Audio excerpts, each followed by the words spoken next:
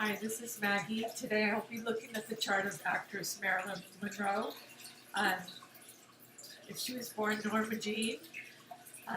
So anyway, I wanted to look at her fragile sense of self. Um, Certain dynamics in her chart. She was, of course, is a well-known actress and sex symbol in America and around the world. So she was born Norma Jean. She was born under Venus, which gave her great beauty and a very soft, beautiful voice. She was born June 1st, 1926, in Los Angeles, California, 9:30 a.m. So she has ascendant, she has Sun, Gemini, Sun conjunct Mercury in Gemini in the 10th house of career. So with her wit and charm, and she's extremely flirtatious, and it's up in her MC, her midheaven, that is her midheaven is Taurus. So that also Venus is the ruler of Taurus, so that gives her a beautiful voice and charm and grace in the arts. But so starting with her ascendant in Leo, her sun is Gemini. So the ascendant in Leo, she wanted to be a star, she wanted to shine, and she did, as an actress. Neptune, she has first house Neptune, and Neptune rules Pisces.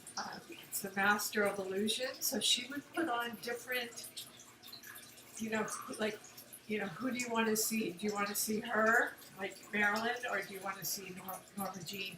And she would play these different roles because her identity was so fragile, having Neptune in the first house. It was great for acting, but when it came to her sense of self,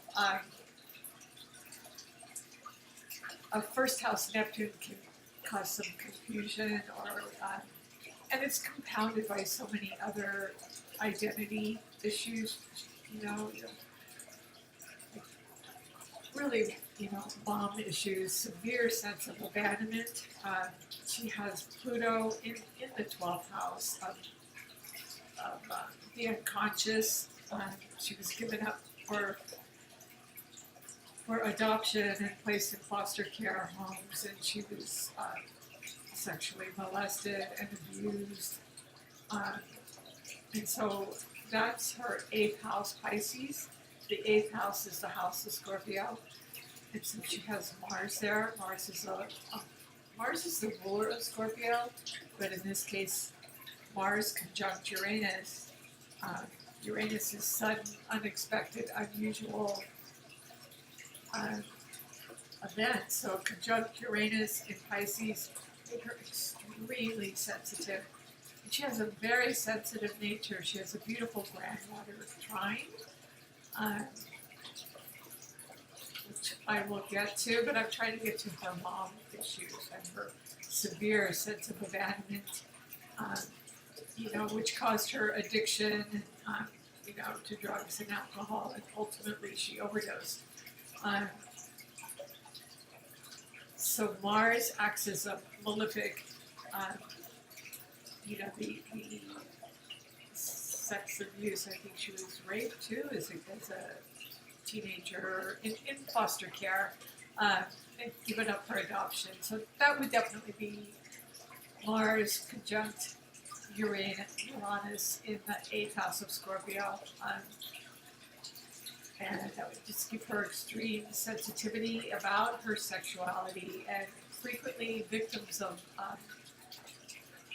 molestation act out sexually. So she just did it on screen, and on very large level. She was acting out a lot of issues from her childhood. And she did want to be an actress, and having Neptune, the planet of illusion, it's the ruler of Pisces, in her first house, on her ascendant is 13 degrees Leo, so she was a wonderful actress, and she could use her Neptune to her benefit, but your ascendant is yourself, your sense of self, and so her identity was,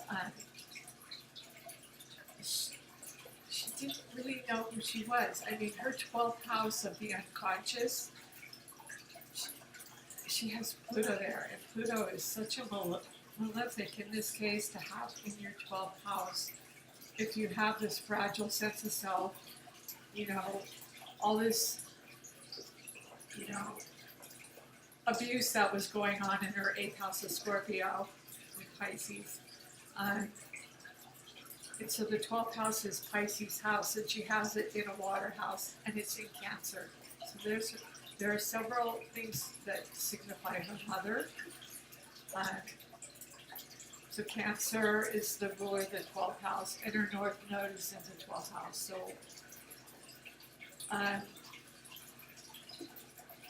that's her severe sense of abandonment that her mother gave her up for adoption and just imprinted her unconscious with this very strong sense of abandonment and fragility, not knowing really who she was. And her North Node as well is in Cancer in the 12th house. So that would probably be spending her life trying to work all these unconscious issues she had out and find out who she was. And so the North Node in the 12th house in Cancer is enormous sensitivity, and it's in trine to her 8th house, Pisces, and that is trine to Saturn in the 4th house, which is in Scorpio, and that's her home. That's Cancer's house. That's the home, early home life. Saturn would be a malefic to have in your 4th house. That would be an absent mother, or a very it's either hardship or separation. So there was separation at a very early age from her family, and so it also represent father issues too, and so she projected those onto all these different men, probably looking for some sense of identity through her sexuality and through her acting. And she was very witty and charming, and having Sun conjunct Mercury, the planet of communication. Mercury's in Dominion because it's the ruler of Gemini, and so that really helped her in her career. Her midheaven is 6 degrees Taurus, so that she made a ton of money through her art. Venus is a detriment in Aries. She has that in the 9th house, but it's just right on the midheaven as well. So she was very aggressive to go about getting her career, very aggressive. And so she used all her, charm and wit and disassociate. Yeah, she was able to disassociate from herself. Didn't really know who herself was, and that would definitely be Pluto. Pluto is intense transformation, endings. It's the ruler of Scorpio. So her 12th house and her 8th house are very, very powerful and had just a marked input on her sense, on her unconscious and her sensitivity and her her identity. Neptune too, being on her ascendant, would give you a sort of a foggy sense of identity. It could be used to her, positivity in acting certainly, but knowing who she was, she did. And her mother issues, she had this severe sense of abandonment that, probably had borderline personality disorder, definitely had her addictions, and you know, um, today it might be diagnosed as manic depression. Only her psychiatrist knows, and he used to call her and tell her, or she would call him like before she was about to OD or take like a handful of pills. You know, she overdosed a lot. Ultimately, she died from it. So, so anyway, the moon would be her mother. It's in the seventh house of relationships, and it's opposed to Neptune. And that's in her first house of self, her, you know, in Leo, her ascendant. So, yeah, so anyway, yeah, that's this sense of abandonment in itself, but it is, the moon is conjunct to Jupiter, so that gave her good fortune and good luck in relationships. Although her mother gave her up, she had Jupiter and the moon giving her great, it's a benefit, and just enlarging all her relationships and making her witty and intellectual. Towards the end, I think she had a relationship with a writer. She wanted to be known for her intellect and her mind.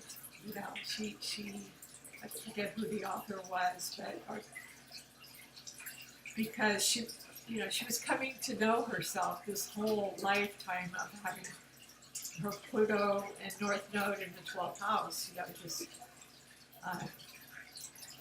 digging all that up. Yeah, so anyway, she has her ascendant is square to Saturn in the 4th house in Scorpio. And so that is a very challenging 90-degree aspect. It's a square. So it's her home, her mother, her being given up for adoption and abuse and foster care, squaring her Neptune in her first house, herself. So that was very, very, very hard for her. Very hard for her. So the beautiful water trine she has, it is beautiful. It's extremely sensitive. You know,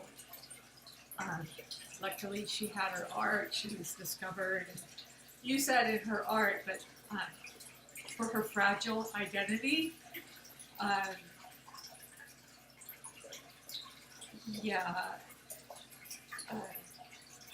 was just looking at her hard aspects to Saturn.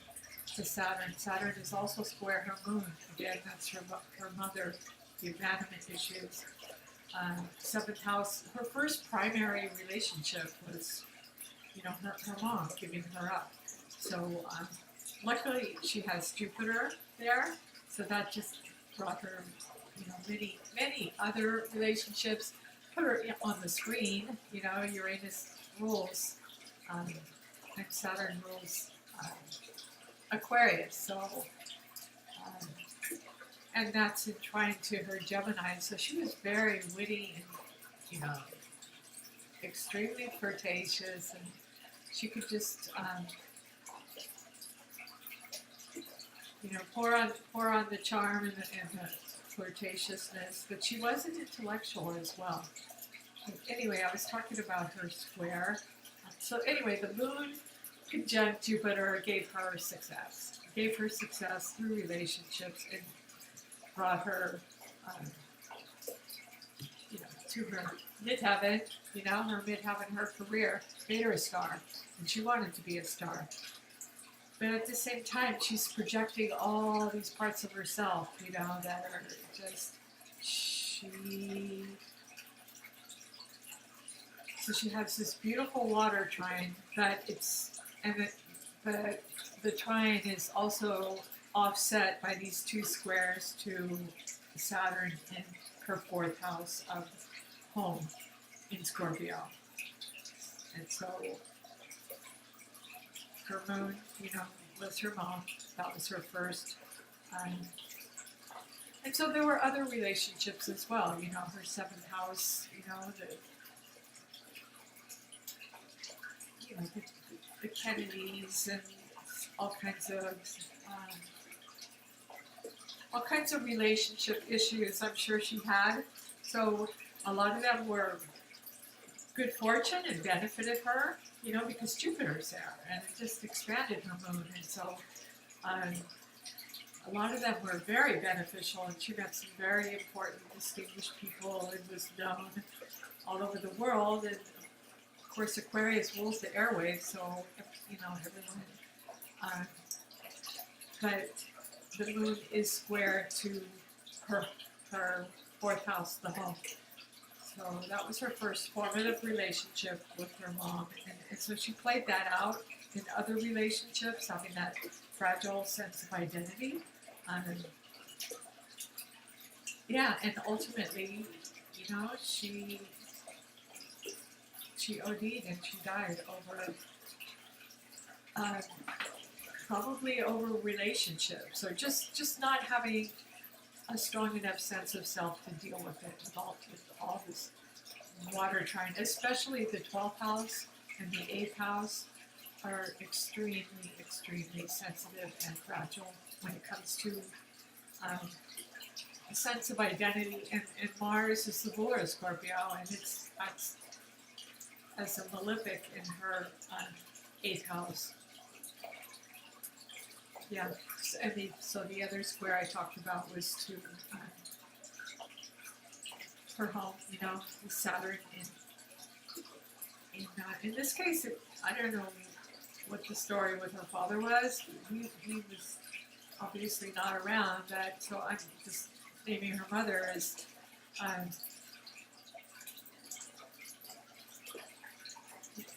the abandonment, the sense of separation and the effect it had on herself, on her person, because Saturn square Neptune is very, very, very difficult. Saturn is a sense of restriction, hardship, definitely separation, and the abuse that went on in the home, all the different foster homes. So that would definitely be Saturn in the 4th house, squared to herself, and Neptune. So her home life, just kept changing. Her identity was mutating. She was very mutable because she had a lot in the mutable signs, in Pisces, the 8th and the 12th, very, very prominent. So not a lot of Earth. The only Earth she has is on the midheaven, and that's her Taurus midheaven. So she was meant to, she did put a career up in her midheaven using her, her star quality, her ascendant Leo, and her, of course, her Jupiter in the 7th house helped her as well, and her Sun conjunct Mercury in Gemini, just her sense of wit and charm and flirtatiousness. She was just a born actress, but her sense of illusion, she totally lost herself. And I believe it all stems from her,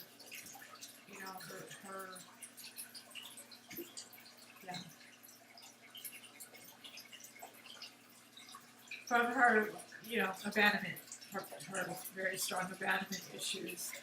She does have a very nice triangle between her 7th house of relationships, that's air.